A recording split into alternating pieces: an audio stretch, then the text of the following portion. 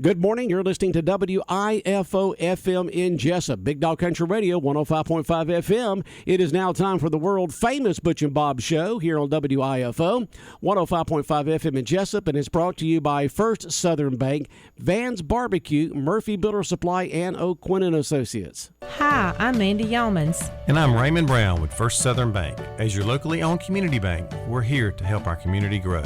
Our customers are why we are here. You can tell we want your business. We offer all types of deposit products, personal and business. We have fast, efficient service, and yes, we have online banking too.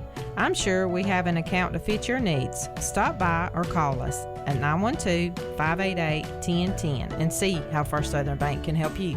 We're FDIC Equal Housing Lender. When it comes to barbecue, Van's Barbecue in Jesup is the place to be. A small family-owned business located at 1876 on the Savannah Highway. Van's Barbecue has lunch and dinner specials. Stop by or call to make an order. The number to call, 427-3358.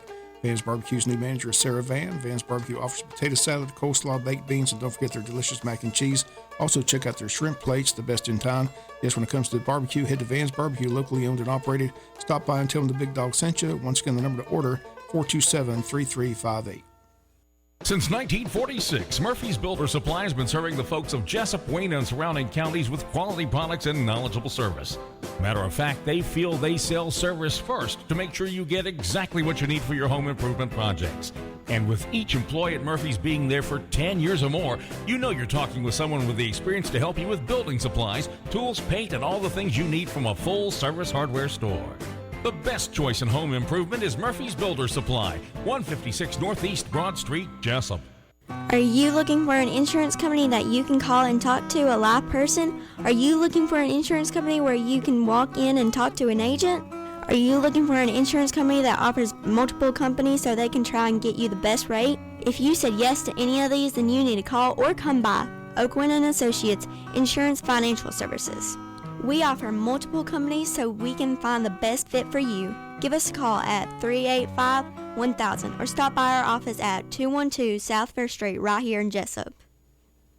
The following is an exclusive presentation of Jesup Broadcasting, the sports leader in Southeast Georgia. World famous. The world famous Butch and Bob Show.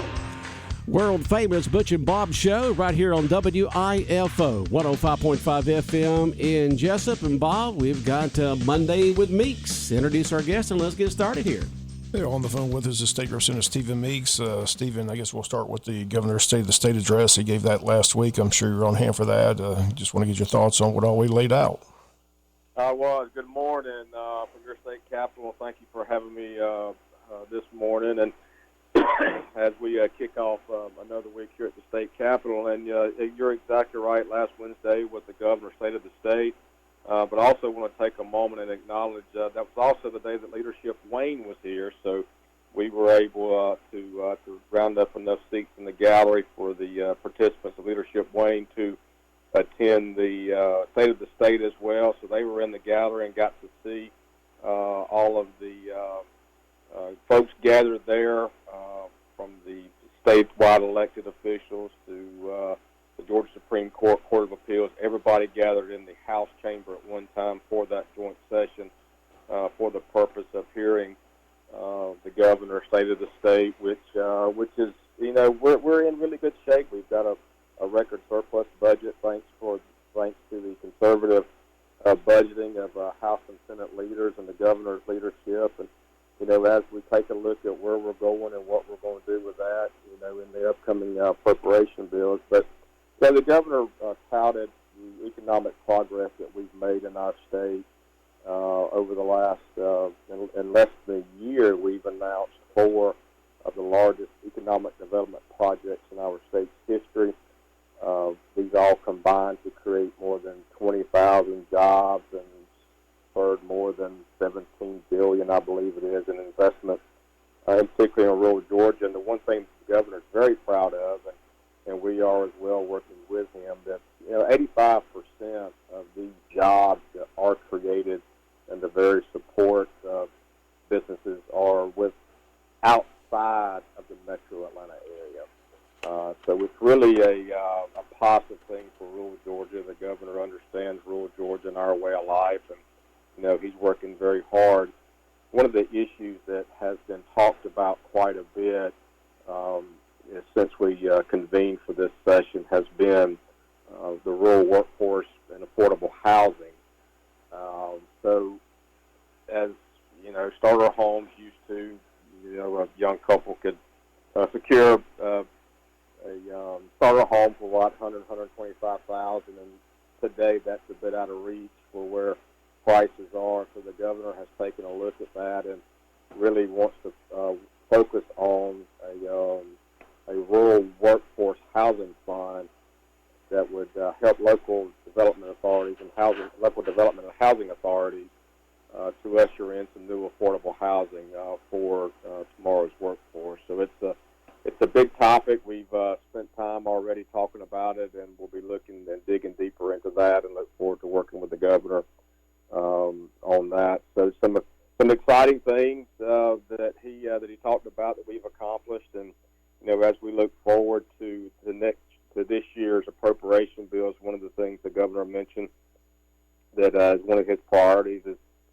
K through 12 public school system, and dedicating $1.9 billion in the budget solely for education needs, and that includes fully funding QBE formula, the Quality Basic Education formula that we've had a lot of talk about the last couple of months, and also is working toward including in the 2024 budget an additional $2,000 pay raise for teachers and certified school personnel.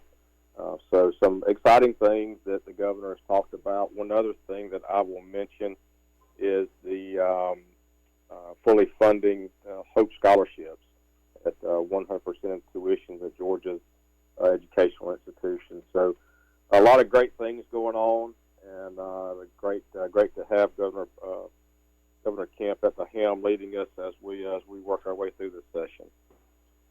And if you're just joining us, it's Mondays with Meeks. Stephen Meeks on the phone with us. As you mentioned, he outlined quite a bit. As you mentioned, he's been teacher-friendly. The teachers have already gotten $5,000 in his first 4-year term, and he's promising another $2,000 this 4-year term. Also, as you mentioned, he's going to fully fund the Hope Scholarship, which they state there have been cuts the last couple of years. He's trying to refund that. So, and he's been definitely a teacher-friendly governor. He certainly has, and I think it's one of the things that we can look at as society grows, and we look back on our education and high school and post-secondary education.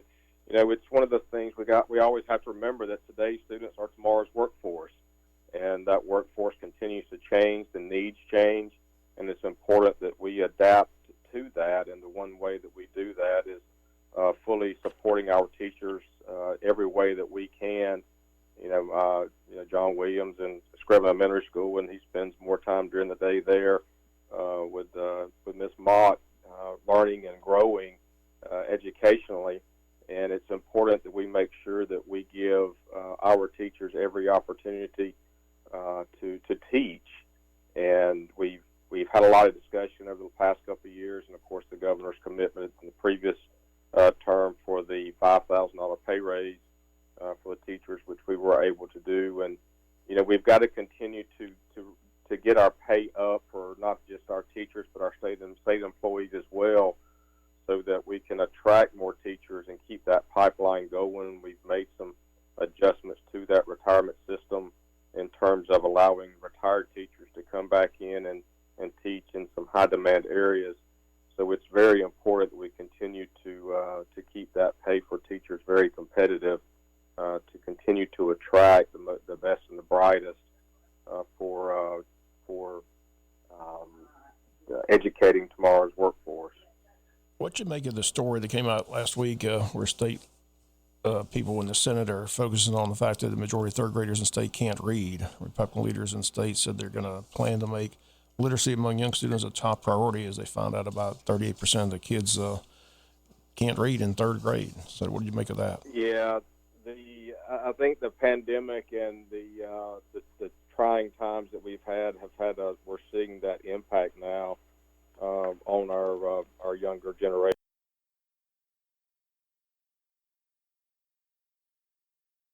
Areas that the governor mentioned, and making sure that we do catch those kids back up to their grade reading level or above, and in particular at a third grade is where they were using kind of the measuring stick to see where are we and what do we need to do. But it was a little disturbing that, as you mentioned, the 36% of the third graders were not proficient in reading, and we've got to make sure that we focus on that. Again, these students are tomorrow's workforce, and we've got to make sure we're giving them all the tools possible to be successful. In the state address, one thing the governor focused on and really emphasized was getting tougher on crime, because he says there's a revolving door of the criminal justice system. I know there's been a lot of violence in Atlanta recently. Your thoughts on how he can handle this? Again, he's going to need the help of the prosecutors across the state, but do you think he'll be able to accomplish that goal? Well, excuse me, I believe that he will. He's working very closely with Attorney General Chris Carr. When we created with the GBI, the anti-gang task force with the Attorney General's office, and really trying to take some of those violent offenders off the street.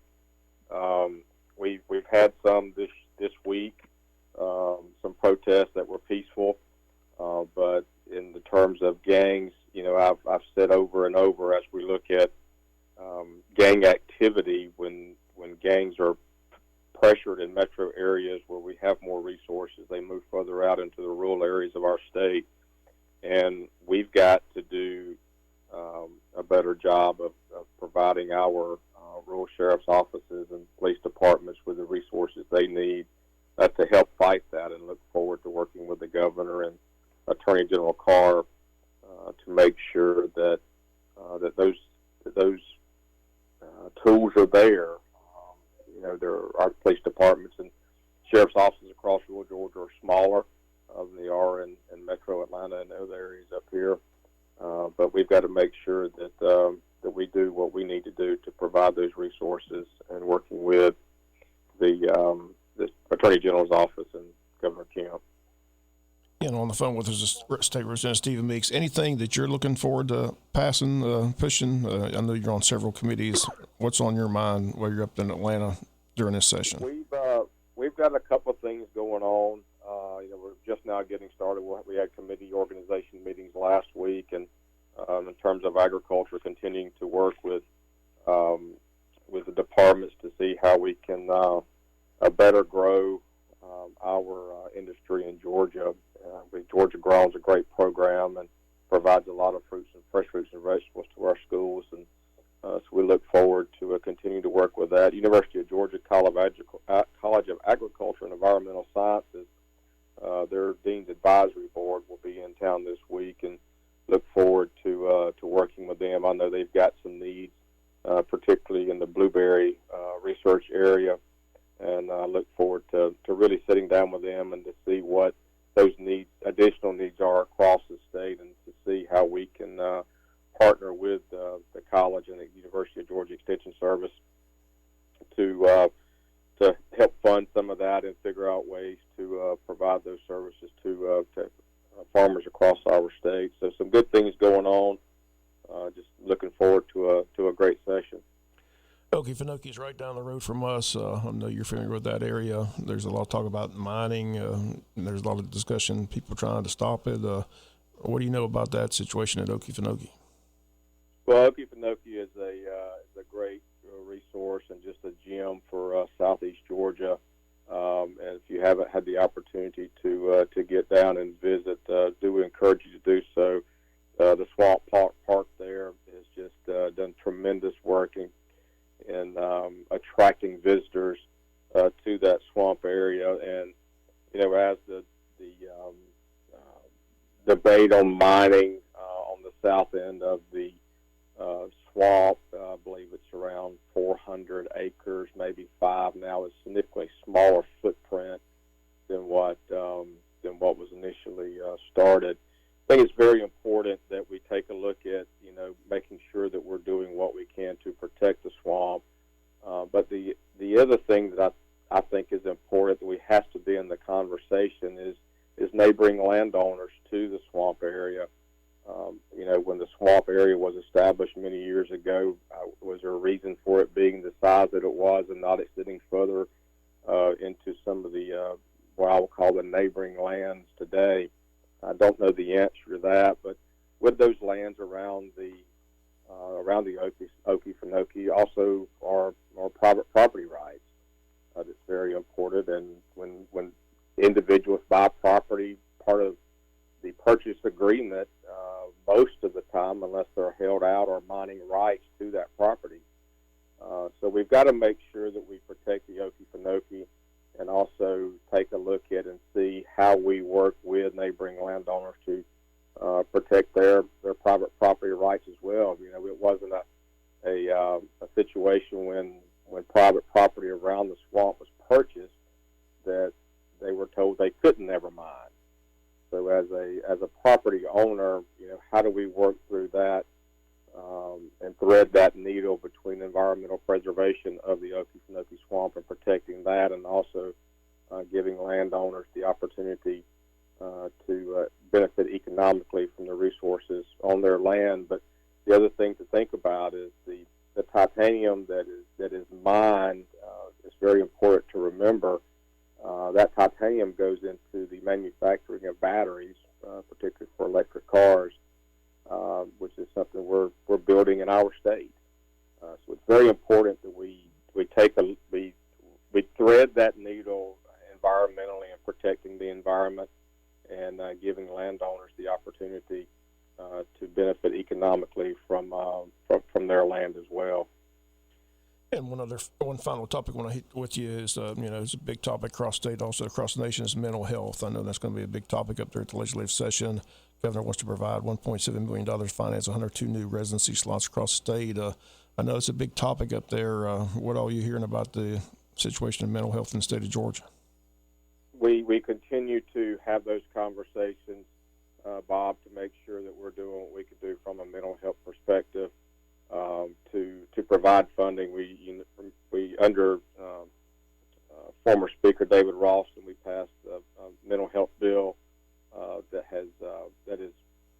I think we're seeing some success. It's still early, but we've got to continue to work with partners across our state, there in Wayne County and others, to make sure we're doing it the right way. It's complicated. We've got great people across our state. Shauna Mattingly there in Wayne County is doing tremendous work. It's important that we bring those partners in and get that insight and the intel from out across our state to make sure that we're addressing mental health in the right way. It is a big issue. It's a big issue in our jails and in our prisons. They're the largest provider of mental health in our state because of the population that is incarcerated. But we've got to continue to work with our partners and making sure that we're addressing it the right way. And the governor and House Speaker John Burns is committed to doing that. Stephen, we always look forward to these Monday conversations. I know anybody that wants to get a hold of you up there in Atlanta during the session, they can do that. Just give that information. If anybody's listening and wants to get a hold of you about any other topic that we didn't address or that we did address, how do they get in touch with Stephen Meeks? Absolutely, certainly appreciate it. I did move offices in the Capitol. I'm now up in the 4th floor, 401 here in the Capitol. The new office number is 404-656-7857. And also, cell phone is always on, 912-207-0813. And I just look forward to hearing from our constituency. And if you're in Atlanta, come by, visit with us. We're here at your Capitol. My office is your office. Feel free to come by and visit, and look forward to seeing those who do come up. Stephen, always good to talk to you here on Mondays with Meeks. If you see Bill Workheiser tell, that was pretty funny, his nickname for the show with Buddy Deloach, Wednesdays without Workheiser. Chairman Deloach. Yeah. Chairman Deloach shared that with us. Yeah, that was we all pretty got funny. a big kick out of that. Right, we got a big kick out of it, too. That was pretty funny. So tell Bill we thoroughly enjoyed that little comment that he made. So, and tell him he's always available, too. Like I said, just because he doesn't represent it, we'd love to talk to him because he was always fun to talk with as well. So, again, stay safe in Atlanta. We appreciate you Mondays with Meeks. And, again, we'll talk to you next Monday. Thanks so much. Y'all have a great week. Appreciate it. All right. Have a good day, Stephen. All right, Big Dog Country Radio, WIFO 105.5 FM in Jesup. Mondays with Meeks. State Representative Stephen Meeks calling from his office up there on the 4th floor under the Gold Dome up there in Atlanta. And we look forward to talking to him again next Monday. And, of course, tomorrow we'll have Senator Blake Tillery. And Wednesday we'll have Buddy DeLoach. That's right. And I said, working on trying to get the governor. I said, been in contact with his people, so trying to line that up and get him when he's available. So hopefully we can talk with him before the session ends. Who's that? The governor. The governor. Okay, I was busy doing this, trying to get all this technical stuff done here. All right, yeah, we look forward to that, and hopefully we can get the governor on. He's always been a good friend of the show, and we enjoy talking to him from Atlanta, and we also enjoy interviewing him here when he's down here in the Jesup area.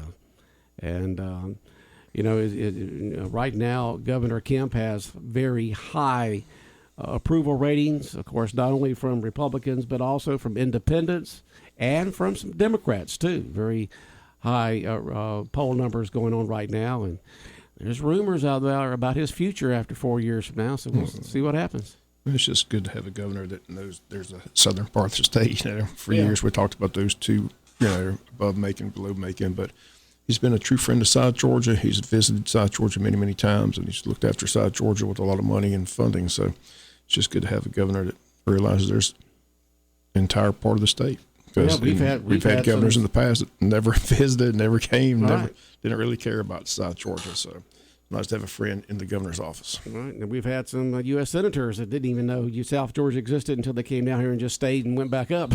We never saw them, heard from them, or nothing. For a lot of state politicians, they're the greater Atlanta area with those 15-something counties, and that's it. Yeah, because, most of the population is not above I-16. It's above I-20. That cuts right through there through South Atlanta. Most of the population of Georgia lives north of it. And so it's just good to have a governor that says that knows we're here, and a lot of economic development has been created over the last few years because of his interest in South Georgia. I mean, how many more people can you put in the Atlanta area? Yeah. You can already have lunch, and you can have your breakfast in your car going to work in Atlanta, and you might as well bring some lunch with you, because if you get an accident up there, not get in one, but get behind one, you can spend a lot of time there on those interstates. I just want to again thank our local legislators who take the time to call in. It's very informative, and I think our listeners enjoy hearing from them.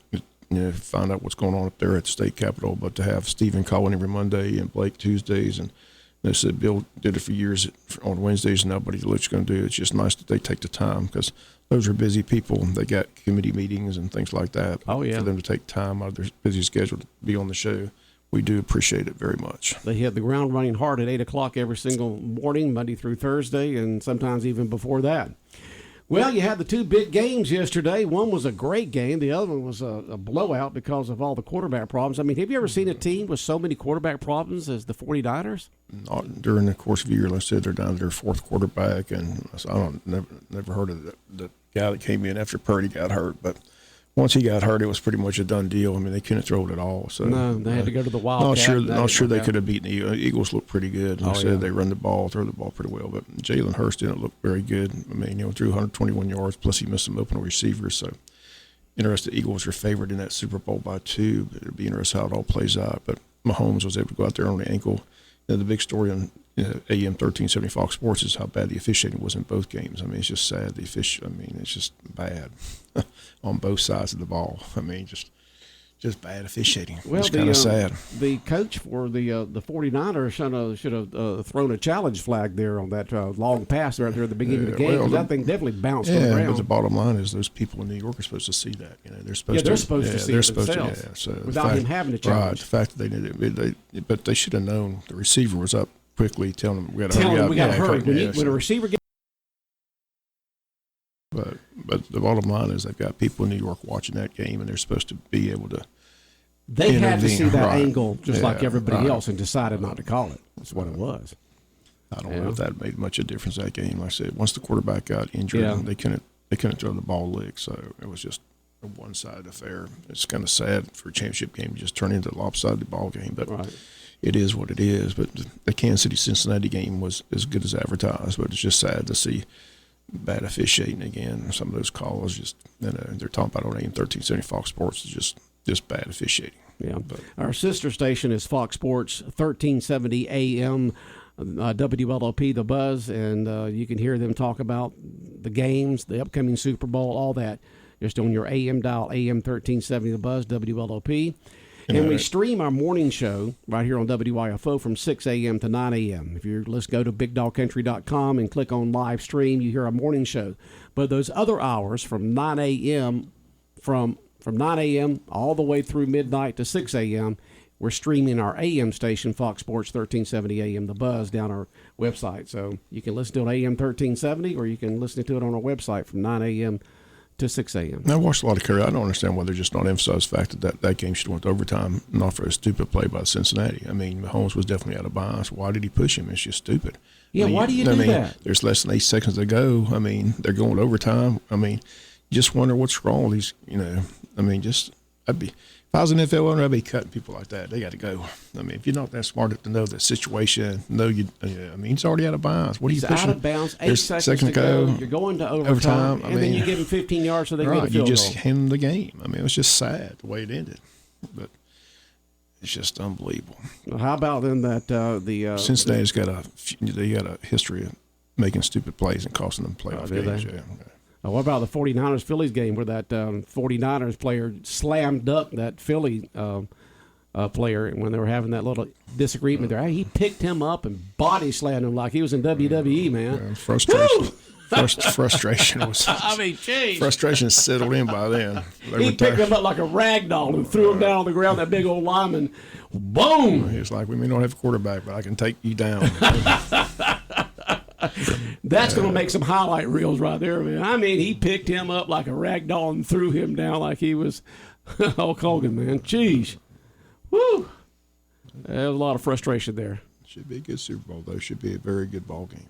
Yeah, it should be. It's amazing the two number one teams are playing. First time ever the number one seeds both advance. So that's hard to believe as well. Yeah, it is.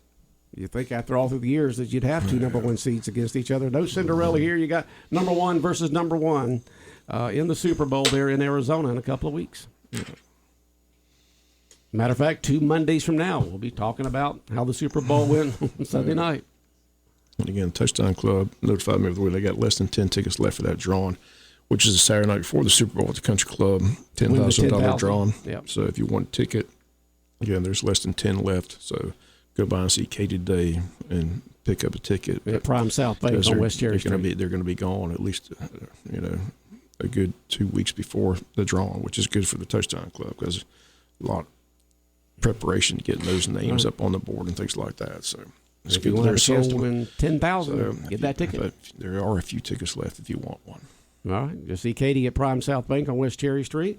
Just a few tickets left to win that $10,000. And plus, they have many other prizes, too. I mean, they have a few hundred here, a few hundred there. They have a lot of other different prizes other than just the $10,000. So you got more than just one chance of winning. Yeah, they have several prizes, but right. The big draw is $10,000. That big $10,000. That big $10,000. All right. Anything else, Bob? Just hate to see that story Sunday morning. This has been to be arrested. Just funny. I called. We'd love to get Stetson on the Butch and Bob show, so I did call a family member. And they were real secretive of where they were. I didn't even tell anybody. He passed on the Senior Bowl, which I didn't understand that. So they definitely told us he was out training somewhere, but they wouldn't tell us where. But now everybody knows where he's at. He's out in Fort Worth, Texas. So sad situation. Hopefully he can get his act together. And what was he out there banging on doors for? I mean, you could have had half of Philadelphia arrested for public drunkenness. But if you're going to be drunk out in public, don't do any things that are going to draw attention to yourself. Yeah. He's lucky he didn't get shot. I mean, you're banging on people's doors 6 o'clock in the morning, so that's what's scary. So I said, I don't understand. It's just sad to see. It's going to be interesting to get all the facts from this before we make any final judgments on it, but it doesn't look good right now. Not a good look. Yeah. All right, Bob. Have a good day.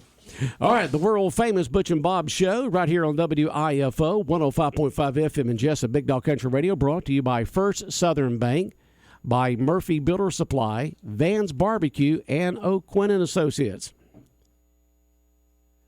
Coming up in just a few minutes here on The Big Dog, we've got, a giveaway. Your chance to win some tickets to go see a movie of your choice at the Strand Theater, along with a pizza, delicious pizza from the Strand Bistro to enjoy while you're watching the movie. The historic Strand Cinema movie trivia question of the day coming your way in just a few minutes, right here on 105.5 FM, Big Dog Country, WIFO. It may be more than just 5 now.